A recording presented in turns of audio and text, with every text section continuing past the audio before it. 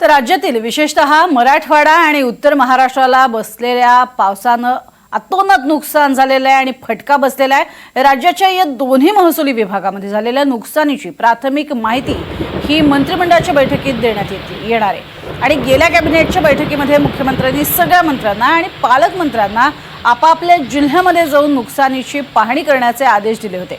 आता आज दुपारी 12 वाजता बैठकीमध्ये पाहणीनंतर मंत्रिमंडळात साधक बाधक चर्चा होईल आणि विशेष मदतीची घोषणा होते का याकडे मात्र सगळ्या राज्याचं लक्ष असेल।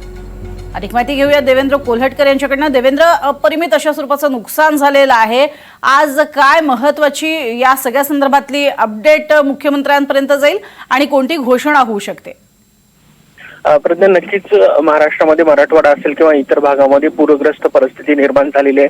शेतकरी असतील किंवा नागरिक असतील त्यांचं प्रचंड मोठं नुकसान जे आहे ते झालेलं आहे आणि या पार्श्वभूमीवर मंत्रिमंडळाची महत्त्वाची बैठक जी आहे ती आज दुपारी 12 वाजता मंत्रालयामध्ये पार पडणार आहे। त्यामुळे स्वाभाविक आहे सगळ्यांचं लक्ष या बैठकीकडे असणार आहे। शेतकऱ्यांसाठी काही विशेष मदत जी आहे ती आज जाहीर केली जाते का हे देखील पाहणं महत्त्वाचं आहे।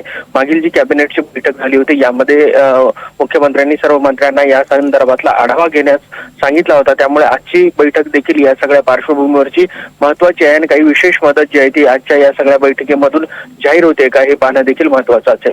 नक्कीच, तुर्तास धन्यवाद या संपूर्ण माहितीसाठी देवेंद्र।